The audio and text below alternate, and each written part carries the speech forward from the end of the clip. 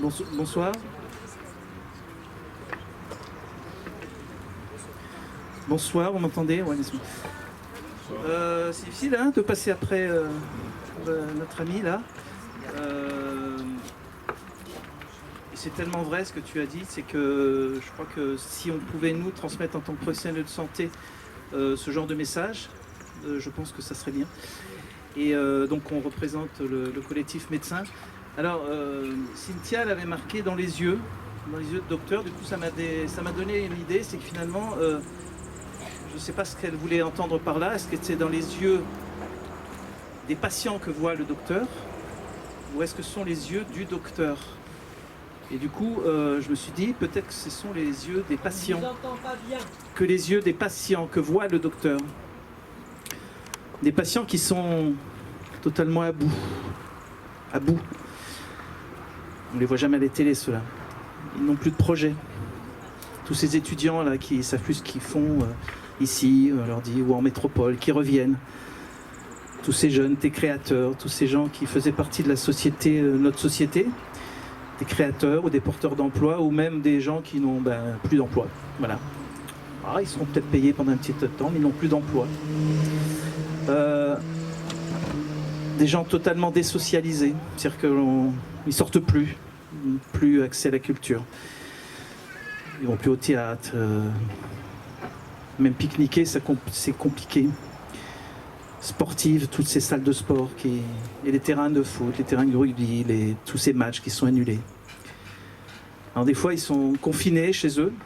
Même en dehors de confinement, ils n'osent plus sortir avec toutes ces violences qu'il y a, intrafamiliales, qui aboutissent parfois au suicide, on n'en parle pas. Moi, en tant que régulateur au Centre 15, on sent cette réunion qui respire, qui inspire, et puisque c'est tout le monde qui peut appeler le 15, c'est gratuit.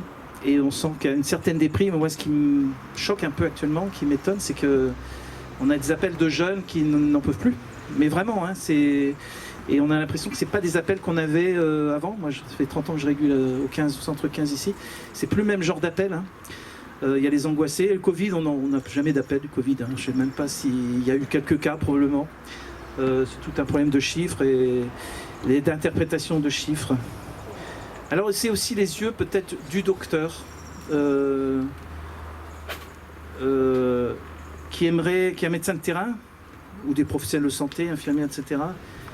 pour lesquels je crois maintenant, pour lesquels on a adopté une colère, mais une colère rentrée, une colère froide, celle qui ne pardonnera jamais, pas demain, mais peut-être après-demain ou dans les mois, années à venir. Je suis sûr que la vérité sortira de tout ça et qu'il aimerait tant partager cette colère froide. Malheureusement, vous voyez, ce soir, en tant que médecin, on n'est pas très nombreux. On est même, je crois qu'on n'est que 2.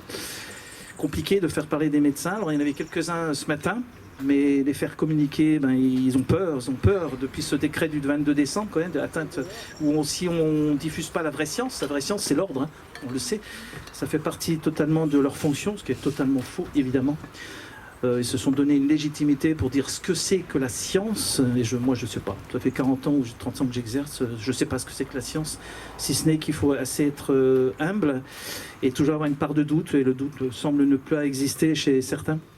Et moi je voudrais vous témoigner de 2 endroits où je pratique. Je crois que ce qui est porteur, c'est ce que nous vivons, chacun d'entre nous. 2 endroits où je pratique, c'est les crèches. C'est terrible. Je suis médecin dans une crèche et vous pouvez leur sourire, ils ne vous répondront jamais, hein, puisque vous êtes masqué.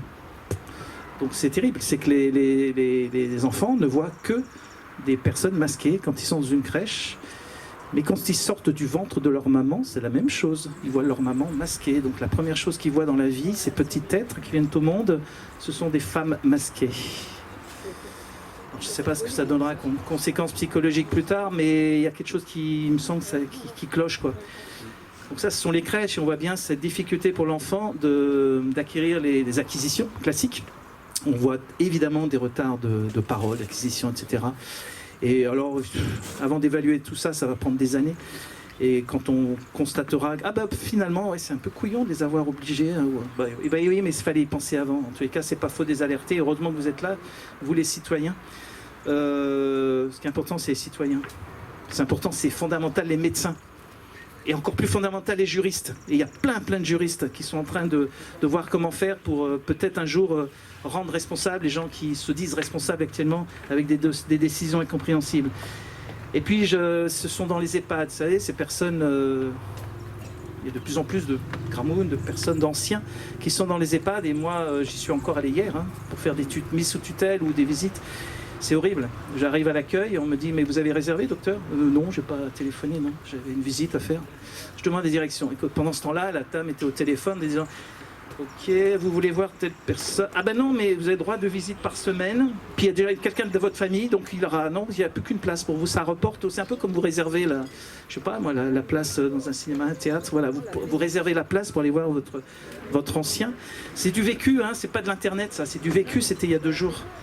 Et moi, j'ai donc cette personne-là a déménagé pour aller se rapprocher un peu de sa femme, qui est complètement alitée, complètement grabataire. Et il se retrouve physiquement à vol d'oiseau entre 151,50 m et 153, puisqu'il est dans la même résidence, sauf que dans cette résidence, il y a des logements pour les personnes non dépendantes. Et bien, le pauvre, c'est une fois par semaine. Une fois par semaine qu'il voit sa femme de 85 ans. Et encore...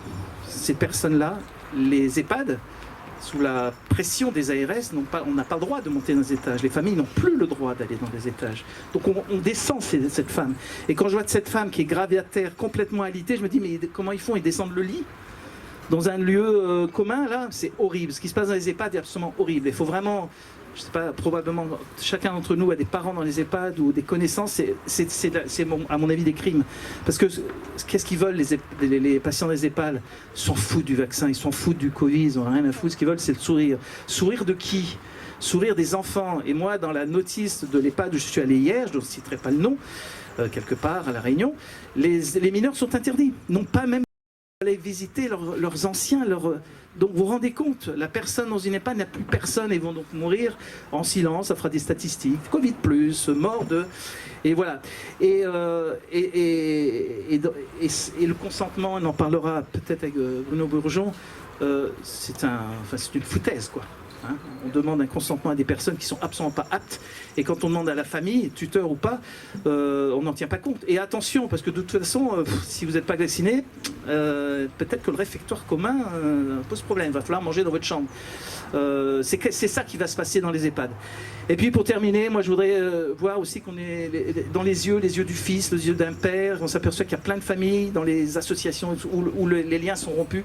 C'est tellement rompu que de toute façon on a 2 sociétés. Il y a ceux qui sont comme vous là, qui se posent des questions, l'autre qui dit mais non, puis tout ira bien après. On se parle plus. Les yeux de l'ami, des ex-amis, voilà. Donc et puis moi je voudrais terminer par avant, on voyait les personnes qui grimaçaient de joie, de colère, on ne les voit plus puisqu'ils sont sous leur masque. Donc on ne voit plus que les yeux. Et les expressions du visage, mais un visage, ça ne pleure pas, donc on n'a pas de larmes. Et les yeux, il y a plein de choses. Et je voudrais terminer par une analogie à ce qu'a fait Irène Frachon pour l'affaire Mediator, qui est venue ici, on la connaît très bien. Il y a une publication dans la revue Prescrire, avec un livre, avec des images en noir et blanc, qui s'appelle « Les visages du Mediator ». Et les visages du Mediator, vous savez ce que c'est? Si je vous pose la question, parce que moi-même, je n'imaginais pas ce que c'était que le visage du Mediator. Le visage du Mediator, c'est la cicatrice que portent les personnes qui ont été opérées. Pas du tout les effets indésirables médicaux, les hypertensions, tout ça. Non. C'est la cicatrice. Et ces personnes ne peuvent plus vivre parce que toute leur vie, quand ils se regardent dans un miroir, c'est la cicatrice de ce qu'ils ont vécu pour l'affaire Mediator. Et je pense que la cicatrice qu'il y aura post-Covid, psychologique, sera énorme. Et ça, il y aura beaucoup d'images de ça, des enfants qui sont perdus et tout. Voilà, donc ce titre que je n'ai pas choisi, et je pense que c'est Cynthia, il est génial. Et en plus, je trouve qu'il prend encore beaucoup plus de sens après notre conte qu'on a écouté. Et moi, je ne verrai plus ce que j'ai écrit là de la même façon, avant et après, là, ce soir, parce que ce conte, avec Pierre Rabhi là-dedans, le colibri, c'est magnifique. Vraiment, on a tous notre rôle à faire. Voilà. Puis moi, je remercie aussi l'association des parents 974, qui a fait un travail magnifique, on l'a vu ce matin. Pour une fois, la presse était là, les mainstream, qu'on dit, ce qui est la première fois. Alors, je ne sais pas comment on relayait les infos, mais ils ne seraient pas venus si on avait été 5, hein, ou 10, 15. Là, on était, alors 200, c'est peut-être, disons que la police aurait dit 80, peut-être on était 200. Eh bien, 200, c'est extraordinaire. Et ça s'est très bien passé avec les forces de l'ordre, d'ailleurs. Ils ont totalement accepté, parce que j'ai été les voir après pour assurer Cynthia. Non, non, on ne rapportera rien, vous n'étiez pas masqués, vous n'étiez pas... Mais c'est pas grave, nous, on était simplement pour éviter au cas où il y a de la violence après. Et les flics, en plus, on voit bien qu'ils sont totalement de notre côté. Voilà, donc il faut tenir bon. Je pense que ce week-end est fondamental. Il y a des événements énormes qui se passent en métropole. À Lille, avec Louis Fouché, le collectif Réinfo Covid. Je vous incite vraiment à aller sur leur site, Réinfo Covid. Et puis, il y a une énorme conférence de presse pour lesquelles nous la verrons à distance avec Violaine Guérin et Laissez-nous prescrire. Demain, à 15h métropole. Je ne dirai pas le lieu. Et avec, à la fin, in fine, des recommandations de ce qu'on demande depuis... un an, hein, 12 mois c'est un an. Qu'est-ce qu'on fait avec un patient pour éviter qu'il aille à l'hôpital? Putain de merde, hein, je suis grossier, mais c'est ce qu'on demande en tant que médecin. Donc voilà, on les a les recommandations ici, elles sont officieuses. Demain elles seront officielles et tous les médecins devront prescrire certaines molécules parce qu'on sait qu'on peut faire des choses avant d'aller à l'hôpital. Si on ne veut pas encombrer l'hôpital, il faut les traiter avant, c'est le bon sens. Et qu'à force de donner du sérum fit Doliprane, ras-le-bol. Et je suis nous sommes très étonnés de ne pas être plus nombreux. On est 1800 médecins à La Réunion. On est combien? On est une quinzaine dans notre collectif, il y a peut-être une trentaine, quarantaine qui dans l'ombre dit ouais c'est bien ce que vous faites. Et le reste, ils l'ont prêté le serment, ils l'ont repris. Ben, nous on l'a donné le serment, on ne veut pas le reprendre. Merci.